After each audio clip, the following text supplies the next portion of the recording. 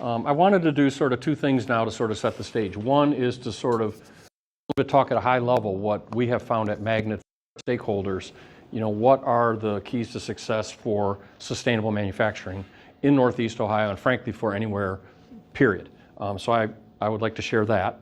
And then secondly, I'd like to tell you a sort of a case study of a company here in Northeast Ohio. And there are many companies, but one in particular that sort of has demonstrated all those different phases and as a result has grown and doubled or tripled their sales and also went from just making parts to having online products that they can sell with continuing revenue. So I think that's a pretty exciting story for a manufacturer. So what we have found is from when we interviewed several years ago, the community, stakeholders, schools, educators, politicians, manufacturers, churches, school teachers, parents, everyone in manufacturers, we found 4 key areas, probably not very surprising to you, that you have to have good talent to be able, number one, to be able to run a manufacturing facility, and I'm just speaking for manufacturing. 2, you need to keep up with technology. I'll go back and talk about that a little bit. 3, you need to be innovative. You need to try new things. And then lastly, you have to have good leadership. So when we think about that on the talent side, if we look at some manufacturing facilities, some have been around and not changed much since the 60s. I don't know if you've been in any of those and you see like millwrights and guys turning handles and stuff like that. That's not what's attractive to our younger people and our younger talent. What they like to see is they like to see things like they're used to, like their Xbox, things they can turn the knobs on. They like computers and those things. And some of the more premier companies, obviously have invested in their companies and made those changes. They're very exciting to the young talent. So I would posit to you, number one, is that that is the trend in manufacturing. The top quartile that we go out and we've done benchmarks and surveys, I can share that in a moment with you, they are doing those things. They're very attractive, they're not dirty, dark, and dangerous anymore, and they have no shortage of finding workers.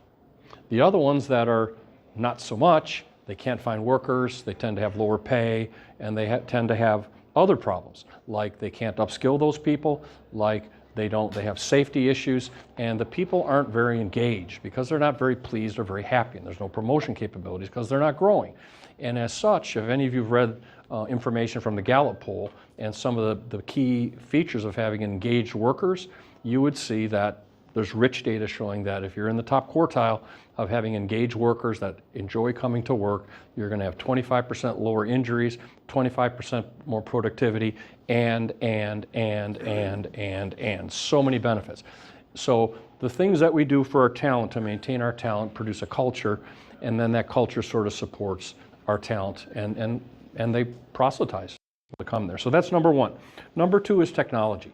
And all of you being, how many manufacturers do we have here in the room? Okay, we have some, and we have others that are aware of manufacturing. And not that this is precise, but there was a time when there weren't 3D printers, right? Does anyone remember? Now they're everywhere, right? My son-in-law has one, it's about this big, and his 4-year-old plays with it and pushes the button, parts come out. But you go back 20 years ago, there wasn't such a thing as a polymeric 3D printer that you could get for $200-300 bucks. They had ceramic stereolithography that was used, really expensive in industry. I see you're nodding, right? But things changed. So after 20 years ago, now everyone has 3D printers, and it's become commonplace. Engineers know how to program them right coming out of school, and they use them for model making, and they to make gauges and fixtures in the factory. You don't have to make them out of metal anymore. So technology moves fast. That was an example. Who would have thought you could have a 3D printer in your house?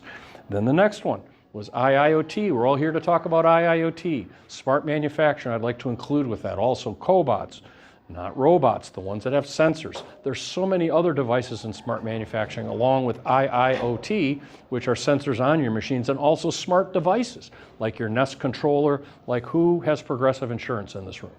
Anybody? Did you plug the thing in to get your rates, right? That's an IoT device, and you plug it in, it monitors your performance, and they set the rates. There's so many examples of IIoT on machines and IoT. It's commonplace. But that only started about 7 or 8 years ago, and now it's pretty much almost a commodity. I don't mean it in a negative way, but it's affordable and everyone should be using it. What's happening now is, watch out. If you're not thinking about AI and you're not thinking about how you can use AI in your business, you're already behind the time. That already changed 2 years ago. And I'm not just talking about going and doing ChatGPT. Just go in there and punch away and hope something will pop out. There are apps and agents out there right now that you can install and use that can greatly improve your performance in things like quoting. Because if you're a manufacturer and you have to produce quotes and you do heat exchangers and you want a little bigger, a little smaller, a little taller, a little shorter, if that can tap into your library of heat exchanger designs, it can do some combinations using AI, and it can give you an order of magnitude estimate like that, like in a minute, rather than putting engineers on it for 10 hours. It can be used to write documents. There's many it can write machine code for CNC machines. So please do your research into AI. But just like with IIoT devices, make sure you're cyber protected. You can have even worse problems with AI if you don't have proper cyber protection. If you put confidential data out into a non-controlled AI, you'll release all your information to the web. Here's Quentin, right? That will be pretty bad, right? Because everyone will have it, including the dark web and the onion browser. So technology is so important to keep up with it. Innovation, taking calculated risks, trying new things, investing for the future. You can find research to show what percentage of your money should be put back into the business to keep growing. And lastly, leadership. Of course, top leadership, CEOs, leaders like we have in this room here today, so important to set direction, but even much more important to that is the first line supervision, because they have to manage the workforce, which in some cases in today's world is not the same as it used to be. They need more in the workforce. They need to be coached more. They need, sometimes it comes from a single parent. Sometimes they have transportation issues, and the supervisors have to deal with all that, and they need extra skills and extra training to be able to do that, to be effective, in addition to doing all what they need to do to run the business. The quick story I'd like to tell you is about a company that has done a lot of those things, and there are more than this one. This is called Haltech. Anyone ever heard of them? Probably not. But Haltech used to be in Alliance, but they moved over to Columbiana County, and they did a couple of things. The first thing they did is, when they looked to do their transformation, they looked for the low-hanging fruit. What could they do to get cash and to grow the business? And they found out some inefficiencies in their factory, like operational excellence, and they also found out they had multiple buildings, so they consolidated. They brought some cash to the table, okay? Then they looked at their processes and their machinery, and they did a lot of hand assembly, where you would build a part. What they built was valve stems. If you've seen the valve stems on your car, they're about this long, or a bicycle, they're pretty low cost. They make valve stems that can be up to this long for Department of Defense, aircraft, and the large mining vehicles. Now there's a lot more tighter regulations around those, especially in aerospace for airplane tires. There's a bolt, there's a nut, there's internal pieces, and then when it's assembled, the inside valve has to be properly threaded, so it has to be checked if it's cross-threaded. It has to have the right torque, and the end of that, the little button that you push down to get the air in and out, has to be recessed by a very precise amount so the inflators can be properly inserted. And then in addition, it has to be marked with a UPC barcode individually for every piece, and it has to be visually inspected for the O-rings. There's multiple O-rings, and it has to be leak tested. So a little higher criterion. They're doing all that manually. There's about 13 parts. Could you imagine they could drop things on the floor? You could imagine with screwdrivers and hammers, but they're making money. So the first thing they did is they said, let's develop machinery with automation and IIoT to be able to control those variables. And they did. We helped them with it, but nonetheless, they built 2 machines to do that whole 13 sequence. And every variable that I described, torques, distances, roll marking, inspection, all of that could then be photographed and traced back to that particular part number and that unique item ID for that thing and a digital twin. And then they could provide that data to aerospace and the military with a digital twin. Does that sound like that's a key advantage in the marketplace to anybody? Yeah, that's what customers are starting to expect now, especially in aerospace and DoD. If you can't do that and trace back to a part size of 1, you're going to get left behind. So they did that. Then we had helped them with 2 machines. Now, those of you who know IIoT, what it is you put an edge device on there, and you hook all the sensors up, and then you put it all in there, and then it agglomerates there, and it runs on the edge device, right? Occasionally it goes up to the cloud for data deposition. So then they said, well, we need to work with Magnet on this. We understand how it works now. So they hired 7 engineers, and they said, we're going to retrofit all our machines with this, right? So they did it themselves. They hired 7 engineers and trained them up so they knew how to do IIoT, cobots, robots, data, digital twin, on their own machines as a training ground, so they could drill and train their people. And once they did that, then they said, hey, now we can really go to market on some new stuff. Now, has anyone ever been to a truck stop? And you know how they have to inflate the tires? They don't do them one by one? You're nodding. They have banks, and they make those things too, where they pull out hoses and they connect all the tires at the same time, and they do fill all at the same time. And there's a technician at the truck stop, not from the company, but from the truck stop that operates that machinery. So, because they can't wait to fill 18 tires slowly. So they manufacture those fillers, those air fillers.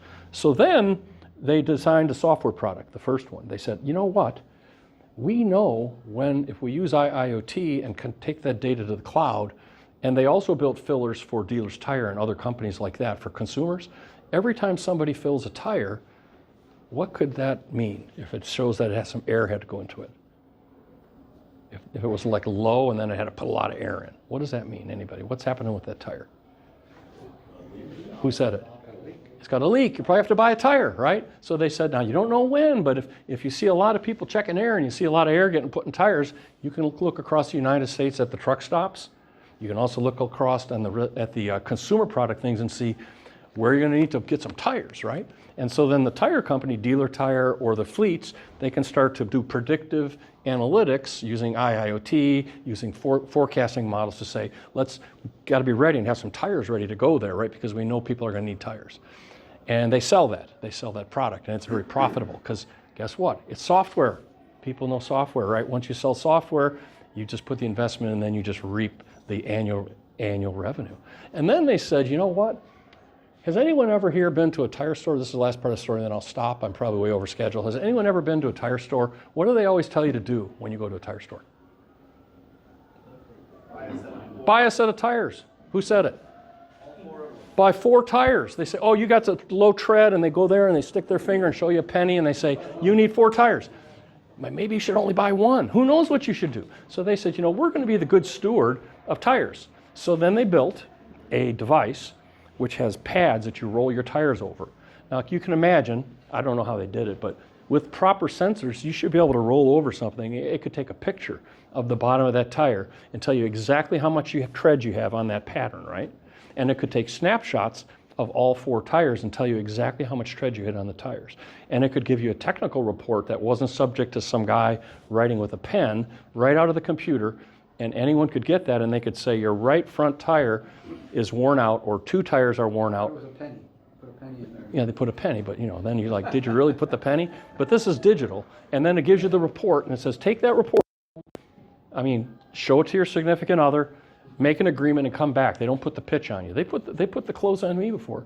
They'll be like, you got to get it now. That tire could pop. Look at this. Look at this. No, it didn't pop driving here. I can get it home. You can talk logically, schedule it, and do it. They're making gobs of money. Not only are they selling those, but it's professional, and it gives them a competitive edge over the other tire companies because it's a lot more technical and using data. So that's the journey I wanted to share. If you look at the story of what I said, is they upgraded their people, their talent, they hired engineers, they invested in their supervisors, they took a risk, and they went from making piece parts to software, and then becoming more of a software company. They get recurring revenue, which is millions of dollars because of that.